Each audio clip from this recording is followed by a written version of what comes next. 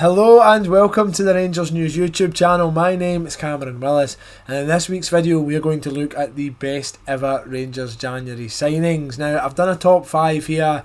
There are more than a few obviously over the course of the last 2 decades, but in my opinion these guys are the best January signings that we've made. It's in no particular order other than chronological, so you can maybe give me a comment and let me know who you think is the best of the 5. But yeah, January's obviously notoriously a difficult month, as the old footballing cliche goes, and I think that's rang true over the course of the last 2 decades at Ibrox as well. But before I get started, I just want to say thanks to everybody who's watched, liked, viewed and subscribed to the channel so far. If you haven't done that, please do it now. It helps us grow, it allows us to put more time into the content, and ultimately it'll make it more entertaining for Rangers fans. So yeah, give us feedback, click like, click subscribe, and I hope you enjoy the video.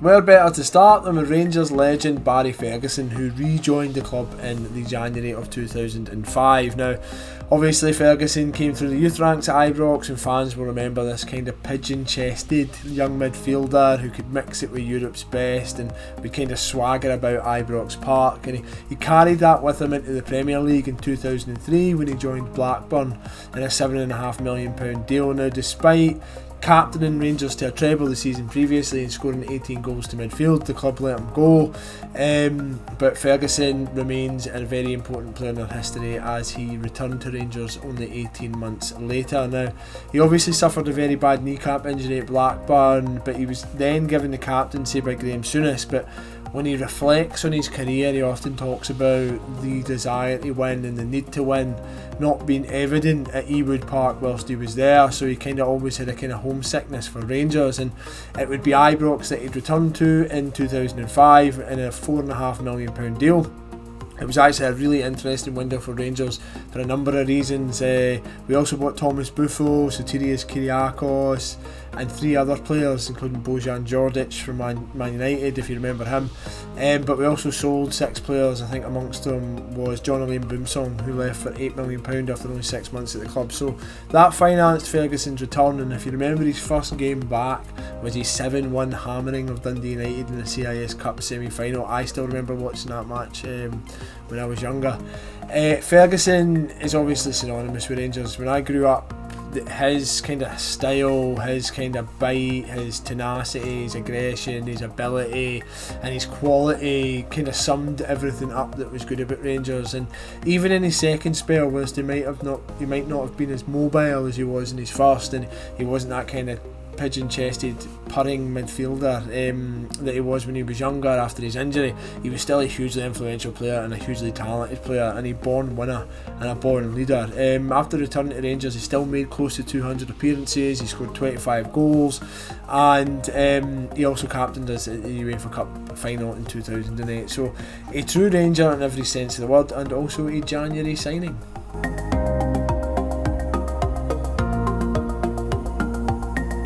Another January signing who will go down in Rangers folklore is none other than penalty box and instinctual striker Chris Boyd, who joined Rangers in the winter window of 05-06. Boyd obviously now makes a living out of winding up our friends to the east, but at one point he was also lighting up the stands of Ibrox. He joined as a fresh-faced 22-year-old in a 500k deal halfway through the 05-06 season. He would go on to make 191 appearances for the club, scoring 128 goals. He won 6 trophies with Rangers, and yeah, he kind of made his name and his reputation as a kind of penalty box 6-yard poacher. But if you look back at his highlight reels, he had a range of shots and a range of goals. He used to score from long range, he scored free kicks, he scored volleys, so it wasn't all that he was. And I think the fact that he could score all different kinds of goals is the reason why he has pipped Henrik Larsson as the Scottish Premiership's all-time top scorer, and I think that's credit to Boyd, and maybe a kind of commendation which he doesn't get enough from other sections of Scotland. But yeah, he would leave Rangers in the summer of 2010. He went to Middlesbrough. It never happened for him there for whatever reason. He went on loan to Nottingham Forest. He would then go on loan to the Turkish Super League with Erkshikshahir. I think that's how you pronounce it. Maybe I've murdered it, I don't know. He would go to the US with Portland Timbers. He then rejoined Kamara, had a year at Rangers, which I think he would probably like to forget just as much as we would. It was an absolutely awful season in season 14-15. He would return to Kamara where he finished his career, but yeah, he remained a very popular figure at Rangers, a January signing as well. And he's now working as a professional winder-upperer of Celtic fans, and I think that he's getting nearly as good at that as he was at finishing. So yeah, a Rangers hero and a player that we all kind of look upon fondly, and yeah, someone who joined us midway through the season.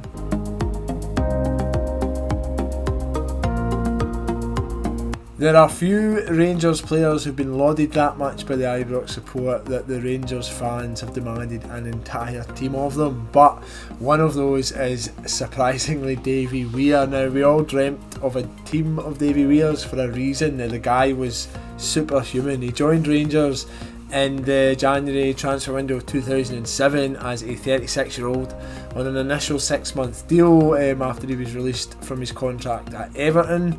From there you would expect that perhaps maybe you'd get another season out of him, but no, Davy Weir played for Rangers for 5 seasons, up until I think he last kicked the ball when he was 41 for the club, which is mightily impressive when you consider how much football that he'd played previously.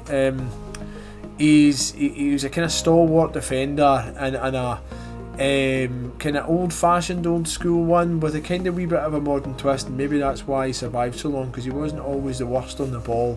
He had 69 caps for Scotland, so he's in the Scottish Hall of Fame, but he's also the last Rangers player to be inducted into the Hall of Fame, which shows you the influence that he had at the club during Walter Smith's time in charge, and just how important a player he was for us. He won 8 trophies in total.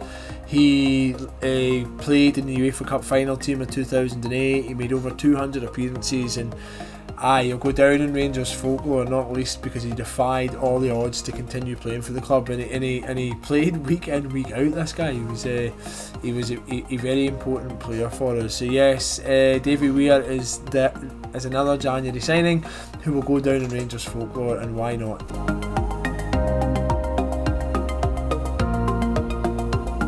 There have been few players as influential as Stephen Davis at Rangers in recent memory, and both times he's joined the club have been in a January transfer window. Back in the January of 2008, Stephen Davis first joined the club on loan, and in the January of 2019 he would then join the club again from Southampton.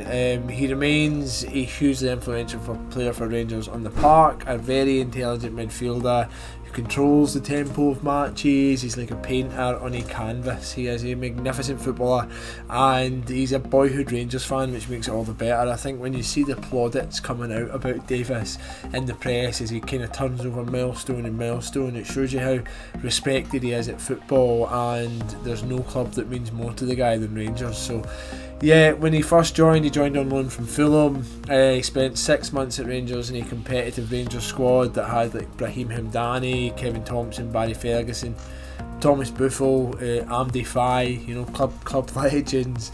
And yeah, he managed to stand out in that enough that Rangers would pay £3 million for him in the summer to bring him to Ibrox permanently. He spent the next 4 seasons at the club, kind of growing and developing as a footballer in the European and domestic stage. And with Northern Ireland, he was so consistent, he was eventually handed the Rangers captain's armband off of Davy Weir, and unfortunately that came at quite a poor time for Davis, because obviously everything happened in 2012. But Davis is one of the players that left that kind of gets a level of commendation from Rangers fans, because he obviously ensured that we got a small bit of money in his transfer to Southampton, where coincidentally he would spend 6.5 seasons and be a real standout for that side, go on to captain them. I think Mauricio Pochettino, who managed him at Southampton, compared him to Xavi and Iniesta and highlighted his intelligence in the game. And I mean, that's the PSG manager saying that, so it shows you the quality that this guy's got. When he came back to Rangers, minutes were obviously limited at Southampton as he began to age, but I think that he's showing here with game time under his belt just how good a player he is and how much he's still got to offer.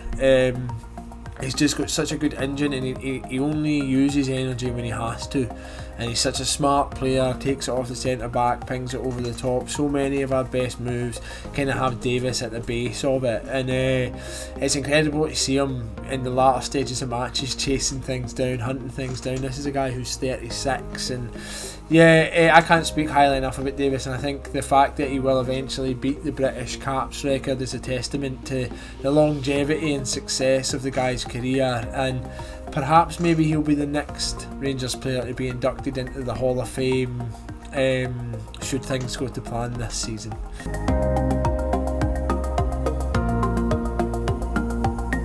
Alongside Stephen Davis, Glenn Kamara is the only member of the current squad who has made this list of January signings, and not without good reason. Whilst he hasn't won anything, even if we are on track, I think Kamara and the signing of Kamara and the development of Kamara sums up everything that is great and good about Rangers at the moment. He obviously started his career with Arsenal, he had a loan spell at Southend, it never really happened for him down south, and he was given an opportunity by then Dundee manager and ex-Rangers winger Neil McCann. I don't think there is a bigger fan of Kamara in world football than Neil McCann, but after moving to Rangers, I think we saw flashes of why.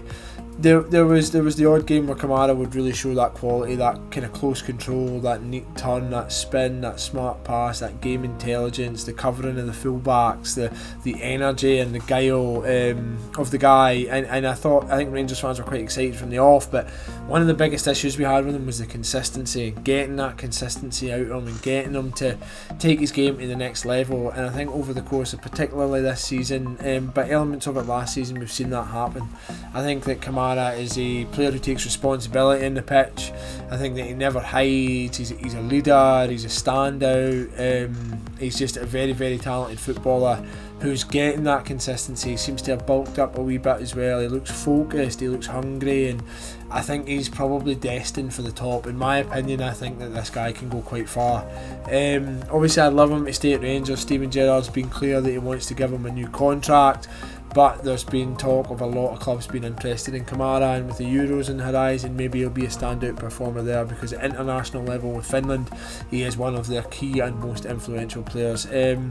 Yeah, it'll be great to see Kamara get his hands on silverware, and I think it'll make him hungrier as a footballer. I think that he's had a few setbacks in his career, in the early part of his career, but I think that the trust that he got first at Dundee and then at Rangers has helped him flourish into a very talented footballer, a very capable footballer, and hopefully he's alongside us to go into the Champions League. But a January signing which will go down in Rangers history either way. Okay, so that concludes the list of the 5 best Rangers January signings. I never ordered these other than in chronological order from the date that they happened, but maybe you can decide amongst yourselves which one's the best, and if I've missed any out and you don't agree with me, then please let me know as well. I think special mention needs to go to Kevin Thompson, who was a January signing. He signed for £2 million from Hibs. I think special mention should also go to Jermaine Defoe, who was a January signing, and obviously elevated the profile of the club, and he's a great wee player, great wee finisher, and a great guy to have around. I think El Hadji Diouf as well was a masterstroke by Walter Smith when he brought him in, and it kind of pushed Celtic over the edge in the title race, and it was a smart move to bring him in, even if he wasn't an outstanding performer. But there's more than a few of them. If you've got any more, let me know. It was fun to do this video, I really enjoyed it, and I very much rate all of the players on this list. If you liked what I had to say, please like, please subscribe, please let me know, please give me feedback, help me grow, help the channel grow, help us grow. And yeah, thank you so much for watching, and mon the teddy bears.